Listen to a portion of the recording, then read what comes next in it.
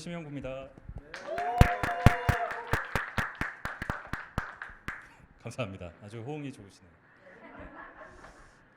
저는 SBS에서 지금 16년째 기자로 일하고 있고요. 오늘 제가 맡은 주제는 뉴스의 진화를 SBS 뉴스를 통해서 설명을 드리려고 합니다.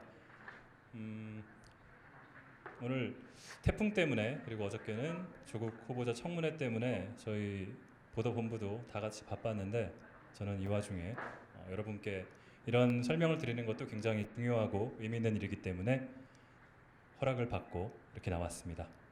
찬찬히 설명을 드리겠습니다. 다음 PT로 좀 넘겨주세요. 자, 많이 보셨을 거예요. 저희 SBS의 메인 뉴스 핵심 브랜드는 지금 거의 30년 가까이 하고 있는 SBS 8시 뉴스입니다. 저희 8시 뉴스의 4명의 앵커들입니다. 주중 앵커, 주말 앵커들이고요. 이 앵커들을 중심으로 여전히 SBS 보도본부에서는 가장 많은 인력과 시간과 사람들을 들여서 같은 얘기네요. 인력과 사람, 비용과 들여서 SBS 8시 뉴스, 저녁 뉴스를 만드는데 투입을 하고 있습니다. 하지만 이제 제가 입사했을 때도 그랬고 지금도 여전히 그러고 있지만은 뉴스가 많이 변했습니다. 다음 장 보실까요? 자, 안 보이시나요? 네네. 저 입을 벌리고 있는 사람이 낯이 좀 익으실까요? 접니다. 근데 여기 자막 같은 걸 보면은 굉장히 좀 깨져 있고 위에 SBS 마크도 좀 흐릿하죠. 이게 바로 엊그제인데 왜 이렇게 저렇게 안 좋지 화질이 생각할 수도 있지만 2004년 4월 20일 오후 한 3시쯤 제가 SBS에 들어와서 처음 8시 뉴스 리포트를 했을 때의 장면입니다. 그때도 저렇게 했고요. 별로 변한 게 없죠? 다음 장 넘어주실까요? 네, 이거는 얼굴이 좀 커지긴 했는데 지난 5월에 제가 불법 촬영 관련된 기사를 쓰고 저희 SBS 뉴스 뉴미디어 뉴스 쪽에 더 저널리스트라는 프로그램에 출연했을 때의 영상입니다. 이 영상은 TV로 나가지 않았어요. 유튜브랑 저희 홈페이지에 올라갔던 영상입니다. 그러니까 말씀드리고 싶은 거는 제가 처음에 입사했을 때나 1991년 처음 SBS에서 TV 뉴스, TV 방송을 시작했을 때는 TV를 중심으로 기사를 쓰고 내보냈었는데 그 사이에 여러분들도 많이 느끼시겠지만 뭐 29년도 그렇고 저 개인으로 보면은 16년 이 정도 시간이 지나는 동안에 우리 인생도 많은 변화가 있었지만 내가 뉴스를 소비하는 뉴스를 보는 패턴이나 보는 방식이나 또 뉴스의 형식도 많이 변화가 있었습니다. 그 말씀을 드리고자 저의 부끄러운 과거와 며칠 전 사진까지 같이 갖고 온 건데요. 다음 장 보실까요? 지금 보시면 저희 SBS 뉴스는 여전히 하고 있습니다. 30년 전에도 하고 있었고 지금도 뉴스를 하고 있어요. 가장 왼쪽 위에 보시는 게 SBS 뉴스의 현재 대표 로고입니다. 그 옆에 보이시는 게 SBS 취재 파일이라고 있습니다. 취재 파일은 뭐냐면은 저희 방송 기자들이 방송 뉴스를 항상 1분 40초, 2분 이 정도 하다 보니까 방송 기사에 담을 수 있는 게 영상으로 보여드리는 것들은 사실 상당히 꽤 임팩트도 있고 영상으로 이해하시기 좋게 보내드리고 있지만 저희가 취재한 내용들은 항상 이만큼 되는데 방송 기사에 담을 수 있는 것들은 되게 적거든요. 신문 기자들처럼은 꼭 못하더라도 우리가 방송 기사에 담지 못한 내용들을 좀 더 상세하게 써보자. 우리도 신문 기자들처럼 텍스트로 길게 써보자라는 취지에서 만들었던 게 SBS 취재 파일입니다. 인터넷용 기사예요. 저도 많이 썼는데 2000년대 중반부터 왜냐하면 그때 그 전후부터 해서는 인터넷이라는 게 계속 발달을 했고 저희가 꼭 TV로 내보내지 않더라도 저희 뉴스를 전달할 수 있는 통로가 많이 만들어졌다. 그래서 취재 파일이라는 걸 만들어서 지금까지 유지하면서 쓰고 있어요. 저희 SBS 뉴스 홈페이지나 아니면 포털 사이트를 갔을 때도 SBS 기사를 가끔 보셨을 때 그런 게 있을 수 있어요. 방송 기자들이 썼는데 영상이 아니고 텍스트만 막 잔뜩 있네, 글이 잔뜩 있네, 그런 기사들을 가끔 보실 수 있을 텐데 그때 보시는 것들이 취재 파일이고요. 그 옆과 아래에 지금 배치가 되어 있는 4개 SBS 골라 듣는 뉴스룸, 스브스 뉴스, 비디오 머그, 그리고 마부작침, 이 4개는 다 SBS 뉴스의 한 하위 브랜드들이에요. 이거는 다 2014년, 15년, 16년 이때 걸쳐서 저희가 다 만들었습니다. 그때 왜 만들었냐? TV를 점점 안 보시잖아요. 이제 예전처럼 저녁에 앉아가지고 다 같이 둘러 앉아서 TV 보시는 일들이 굉장히 드물잖아요. 뉴스를 긁고 안 보시고 유튜브를 보시기도 하고 포털로 보시기도 하고 인터넷으로 보시는 경우가 많고요. 그래서 저희 뉴스를 그대로 TV 중심으로만 가져가면 안 되겠다라는 판단이 들어서 그때 각광받고 있고 지금도 여전히 영향을 미치고 있는 뉴미디어 쪽으로 여러 뉴스들을 만들어야겠다라는 것들이 저희 그때 고민이었고요.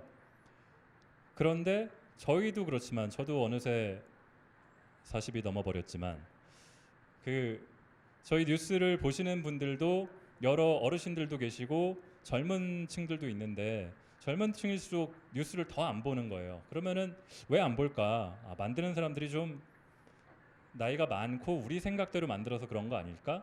근데 저희 신입사원을 뽑아도 저도 27에 입사를 했습니다만 이미 회사를 들어와서 어떤 수습이나 그런 수련 과정을 거치고 제대로 기자 역할을 하면은 보통 30이 넘어가거든요.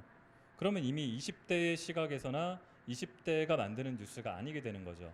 점점 10대, 20대들이 뉴스를 안 본다고 하고 안 보고 있을 때 그럼 어떻게 해야 될까? 그런 고민에서 그럼 20대의 시각으로 20대가 보고 싶어하는 20대 문법의 뉴스를 만들어 보자. 어디서? 뉴미디어에서. 그런 취지로 탄생한 게 스브스 뉴스입니다. SBS를 다들 기억하실지 모르겠는데 SBS가 한때 굉장히 SBS 굉장히 잘한다, 뉴스 되게 볼만하다, 그런 얘기들을 많이들 하실 때 있어요. 그럴 때 SBS를 불렀던 표현 중에 하나가 샤방스였어요. 저희 SBS, SBS의 앞에 자음들을 따가지고 샤방스, 샤방샤방하다, 그렇게 부른 때가 있었고, 그 다음에 그냥 중립적으로 부를 때는 스브스, 그리고 더 안 좋게 부를 때는 뭐 XXX가 있습니다. 그래서 네, 제가 방송이니까 차마 말씀은 안 드릴게요. 그래서 젊은이들이 많이 쓰는, 젊은 사람들이 흔히 부르는 SBS라고 잘 안 부르고 스브스라고 많이 부르거든요. 그럼 이름도 아예 스브스 뉴스라고 해보자. 그리고 우리가 당장 우리 회사에는 20대 기자들은 적으니 20대 인턴들을 많이 데리고 와서 그들의 시각과 그들이 보고 싶어하는 거, 그들의 방식으로 뉴스를 한번 만들어 보자 라는 식으로 탄생한 게 스브스 뉴스고, 스브스 뉴스는 SBS의 뉴미디어 뉴스 브랜드 중에서는 가장 성공적이라는 평가를 지금도 받고 있습니다. 성공 사례로 평가가 되고 있고요.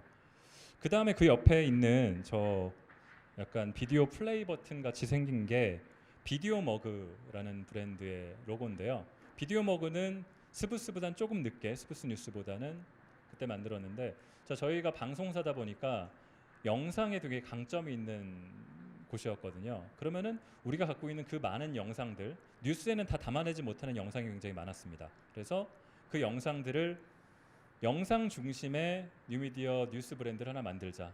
그렇게 만든 게 비디오 머그입니다. 비디오 머그는 지금은 오히려 스브스 뉴스보다도 더 많이 사랑을 받을 정도로 그 사이에 더 성장을 했고요.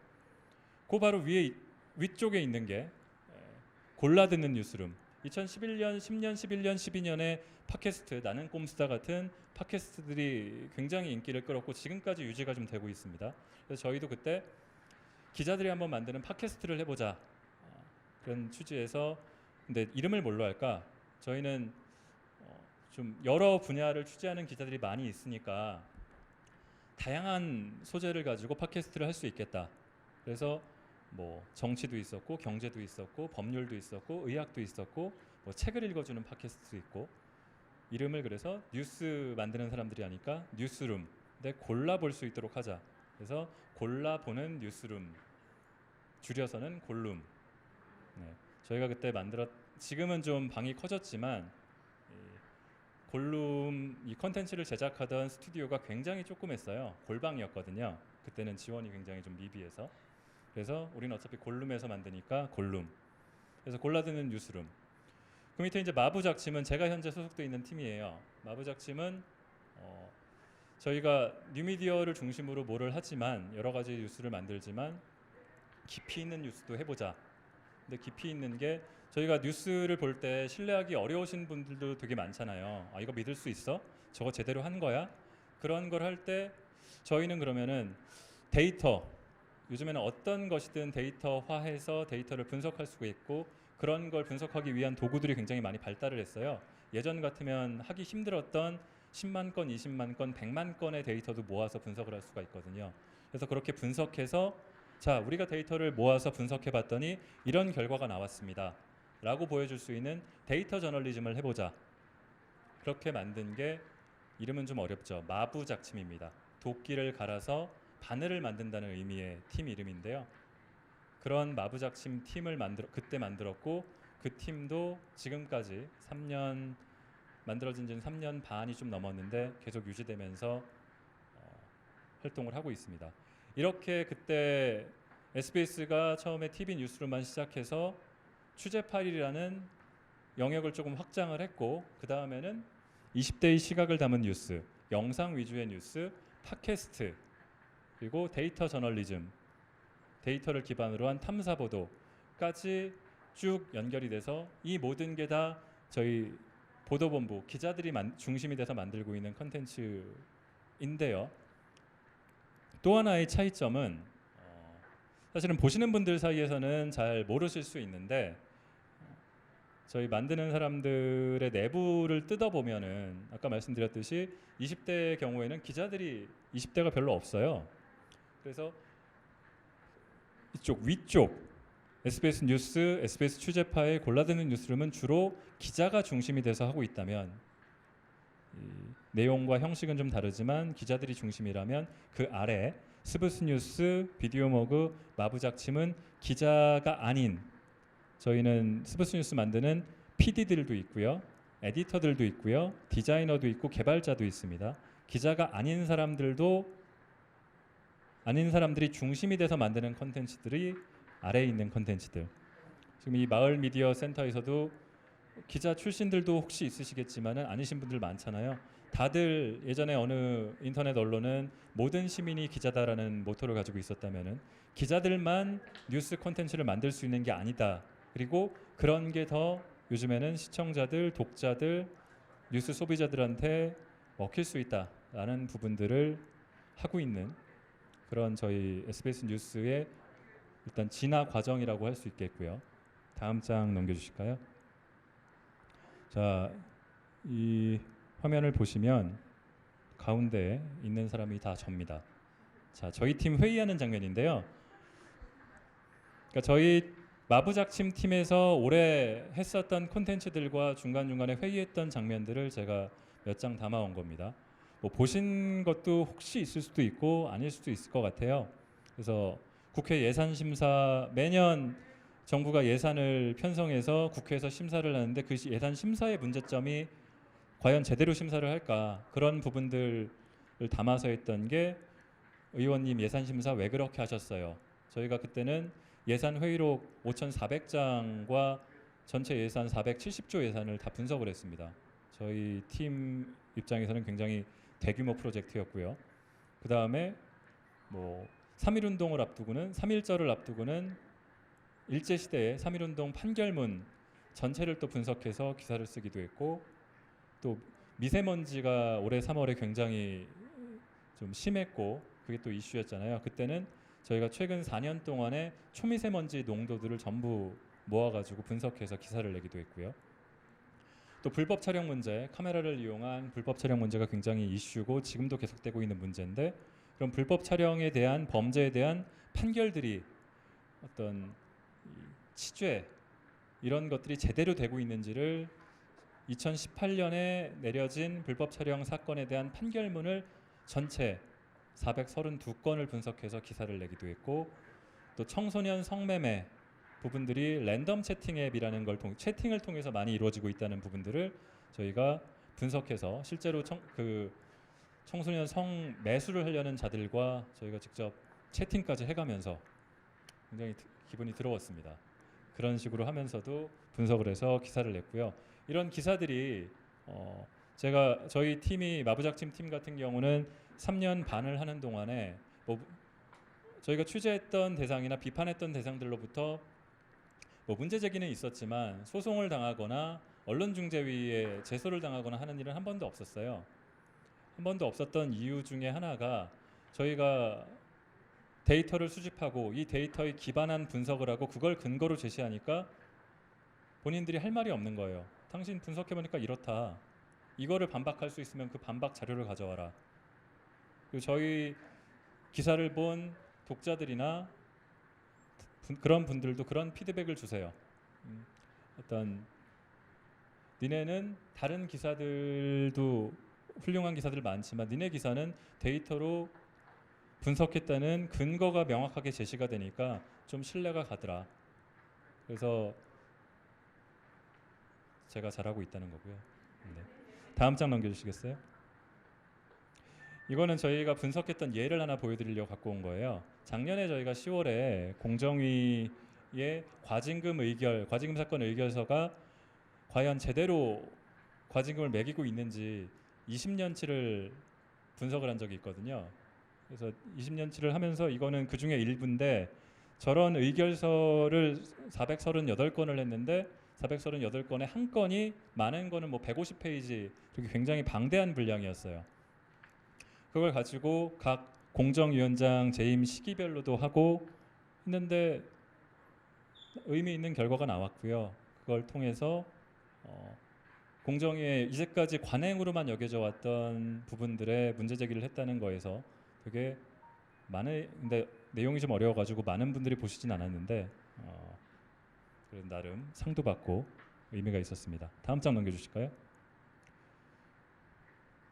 이거는 올해 3월에 SBS가 이달의 기자상을 3개 부분을 한꺼번에 받았을 때의 뉴스 화면을 캡처해 놓은 건데 이런 식으로 저희가 노력을 하고 했던 부분들에 대해서 저희 업계에서지만 기자협회나 방송기자연합회나 지금 주관하고 있는 이런 데서 상들을 많이 받을 수 있었습니다.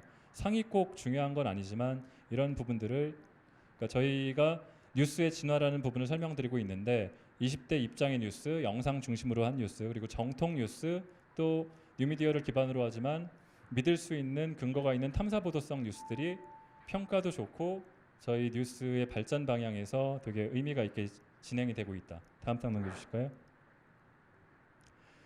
지금 여기는 저희가 새로 선보이고 있는 브랜드들입니다. 끝까지 판다가 있고요. 문명특급이라고 스포츠 뉴스에서 분리된 게 있고 스포츠머그라는 또 저희가 런칭하고 있는 것들이 있고 이런 식으로 앞으로는 이 소비자들이 보고 싶어하는 분야들이 워낙 천차만별이고 넓기 때문에 그런 거에 맞춰서 저희가 계속 새로운 브랜드들을 만들어 나갈 거고 또 이런 브랜드들 중에서 없어질 수도 있겠죠. 근데 그러면서도 저희가 계속 믿고 보는 뉴스를 만들기 위한 노력을 저희뿐만 아니라 다른 언론 매체들도 앞으로도 계속 할 거니까 너무 요즘에 뉴스 믿을 수 없다. 언론사들 뭐 문제 많다. 그것도 분명히 사실이지만 이렇게 노력을 하고 있고 쟤네가 저렇게 노력하고 있구나라는 것들을 좀 봐주시면 좋을 것 같아요.